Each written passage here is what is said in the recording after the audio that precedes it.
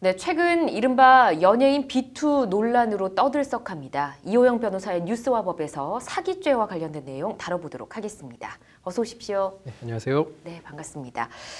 우선 연예인 비투 논란 굉장히 뜨겁습니다. 이게 어떤 내용인지요?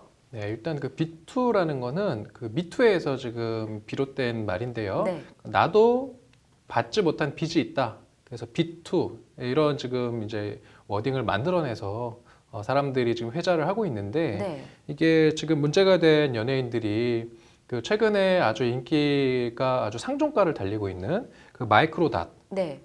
시작됐고요. 그다음에 래퍼 도끼, 그다음에 비정지훈, 그다음에 마마무의 휘인, 뭐 배우 차예런, 그다음에 최근에 지금 또 영화가 개봉돼서 또 인기를 끌고 있는 마동석, 네. 이런 분들의 어떤 그 부모에게 본인이 빚을 이제 받지 못한 빚이 있다, 이런 폭로가 지금 이어지고 있는 상황입니다. 그렇군요. 계속해서 줄줄이 이제 비투가 나오고 있는 상황인 것 같은데 네.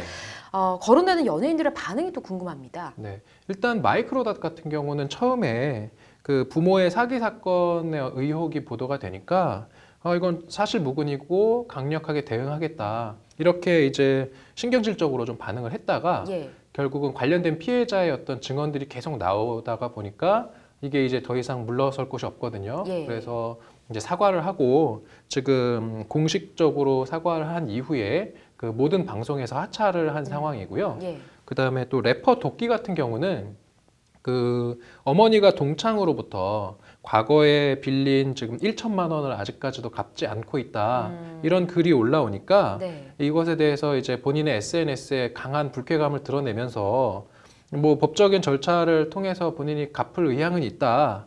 그런데 이 1천만 원 같은 경우는 자기 한 달 식사비밖에 안 된다라는 좀 일종의 좀 사족이랄까요? 예. 이런 좀 반응을 이제 올려서 이것에서 아주 온라인에서 지금 심각한 좀 질타가 이어지고 있는 그런 상황입니다. 그렇군요. 일단 상황들을 살펴보면 돈을 떼어 먹힌, 그러니까 돈을 빌려주고 받지 못한 피해자들이 있는 건 사실인 것 같습니다. 네. 자, 이 부분에 대해서 사기죄를 적용할 수 있을까요?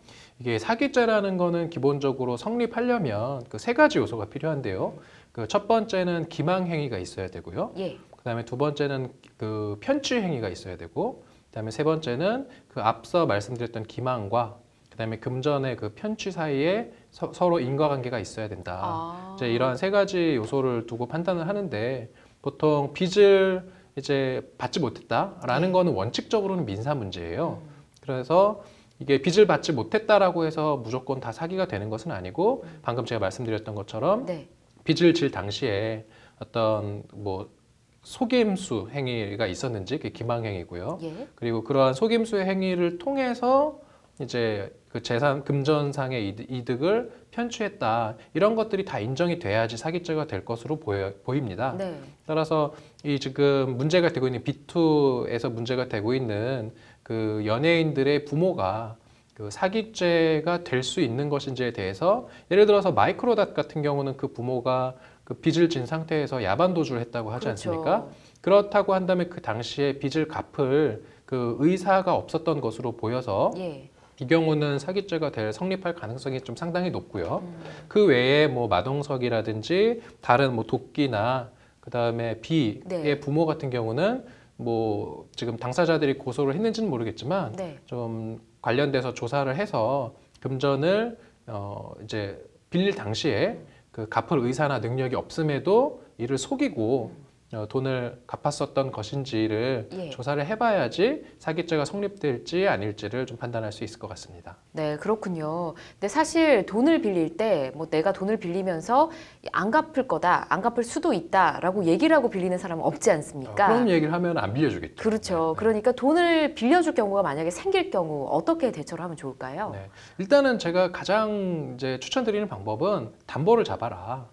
그러니까 돈을 빌려주는 그 대신에 그 돈을 빌려가는 사람이 가지고 있는 재산이 있으면, 예를 들어서 뭐 부동산이 있을 수도 있고요. 뭐 네. 부동산이 없으면 하다못해 그 뭐 월세를 내는 경우는 그래도 뭐 그 보증금 같은 거라도 있지 않겠습니까? 그렇죠. 그런 부분에 대해서 담보를 좀 잡고 하는 이제 돈을 빌려주는 게 좋고요. 네. 그리고 그런 어떤 담보가 진짜 없다. 그렇다고 한다면은 나중에 돈을 갚지 않았을 때 법적인 절차에 들어가는 가장 쉬운 방법은 지급명령 신청이라는 방법이 있는데 네. 이러한 지급명령 신청조차도 적어도 몇 개월은 걸리거든요. 그래서 이런 것들을 좀 절차를 나중에 간소화하기 위해서는 그 돈을 빌려줄 당시에 차용증 같은 걸 반드시 적으셔야 되고 네. 또 가능하다면 이 차용증이나 이런 부분을 그 공정증서를 받아서 공증을 받는다고 하거든요. 네. 공증을 받으면 나중에 채무자가 빚을 상환하지 않을 때 뭐 지급명령이라든지 소송 없이도 바로 강제집행 절차에 착수할 수 있거든요. 예. 따라서 좀 돈을 빌려줄 당시에 가급적 그 차용증을 쓰고 공증까지 받아두셔라. 좀 이렇게 조언을 드리고 싶습니다. 네. 그래도 돈을 빌려주고 나서 받지 못하는 경우가 생기지 않습니까? 돌려주지 않는다라고 했을 때 이 돈 빌려준 사람이 취할 수 있는 조치는 없을까요? 일단은 변호사를 먼저 찾아가셔서 네. 그 상담을 받으시고 가급적이면은 제일 그 신속하게 해야 되는 것은 그 채무자의 그러니까 혹시라도 재산이 조금이라도 남아 있을 때 예. 이러한 재산을 다 처분해 버리면 나중에 소송에서 승소하더라도 뭐 재산이 없기 때문에 받을 돈을 게 받지 없겠네요. 못하는 경우가 상당히 많거든요. 네. 따라서 하루라도 빨리 그 채무자가 보유하고 있는 재산에 대해서 그 보전 처분이라고 합니다. 가압류를 하는 것이 중요하고요. 근데 가압류를 보통 일반인이 혼자 하기가 어렵기 때문에 제가 아까 말씀드린 것처럼 변호사를 찾아가시라 네. 이런 조언을 드린 것입니다. 그렇군요. 아, 그런데 형사 고소를 했는데 왜 이러시냐. 일단 고소 취하하시고 우리 모르는 사이도 아닌데 뭐 이렇게 나올 수도 있지 않습니까? 이게 이제 일종의 합의인데 제가 했던 사건 중에서는 그러니까 형사 이제 피해자가 고소를 했더니 이제 돈을 갚지 않는 분이 이제 피의자겠죠. 예. 조사를 받다가 본인이 처벌될 이제 상황이 돼버리니까 지금 말씀하신 것처럼 합의를 보자 이렇게 해서 합의를 봤는데 합의서를 써주고 나니까 네. 또 그 이후에 합의금을 안 주는 그런 경우도 간혹 있거든요. 아. 근데 이렇게 합의서를 써주고 나서 합의서에 그 적힌 금액을 지급해주지 않는다고 해서 그거 자체가 또 바로 사기죄가 되는 것은 아니거든요. 네. 따라서 가급적 합의서를 써주는 것도 합의금을 받은 이후에 그 작성된 합의서를 상대방한테 교부해 줄 것을 좀 추천을 드립니다. 네, 잘 알겠습니다. 그 밖에 채권 채무와 관련해서 알아둘 만한 내용이 또 있을까요? 그리고 사실은 이제 제가 이것은 그 지금 B2라는 것이 결국은 돈을 빌려주고 나서 받지 못한 피해자들이 예. 제기하고 있는 사건들인데 사실 돈을 빌려주고 돌려받지 못했다라는 점에서는 피해자지만 네. 또 피해자를 다른 말로 하면 빚쟁이라고 할 수 있어요. 그렇죠. 그러니까 이러한 채권 채무 관계는 좀 양면적인 측면이 있기 때문에 이런 피해자이면서 동시에 빚쟁이가 된다라는 거는 뭐냐면은 또 돈을 빌려가고 갚지 못하는 사람 입장에서는 과도한 빚 속촉이 또 하나의 어떤 피해가 될 수 있거든요. 네. 그러니까 이러한 것들은 어떤 구체적인 사실관계를 좀 들여다봐야 되는데 사실은 그래서 본인이 그 돈을 빌려주고 돌려받지 못했다라고 해서 그 빚을 독촉하는 그런 과정에서 다양한 어떤 이제 수단을 쓰는데 그 과정에서 도리어 범죄를 저지를 수도 있다라는 점을 좀 말씀드리고 싶습니다. 예. 예를 들어서 지금 이런 B2 같은 경우도 이제 본인의 피해 사실을 사람들에게 알린다라는 어떤 그러한 좀 정당한 목적은 있으나 한편으로는 연예인 입장에서는 보면은 어떤 그 본인의 명예가 훼손될 수도 있고 예. 또 글을 적다 보면은 본인이 의도했든 의도하지 않았던 사실과 좀 다른 방식으로 글을 올릴 수도 있거든요. 그러면은 허위 사실 적시에 의한 명예훼손이 될 수도 있고 그렇죠. 이것을 인터넷에 올렸다라고 하면은 정보통신망법 위반이 될 수도 있습니다.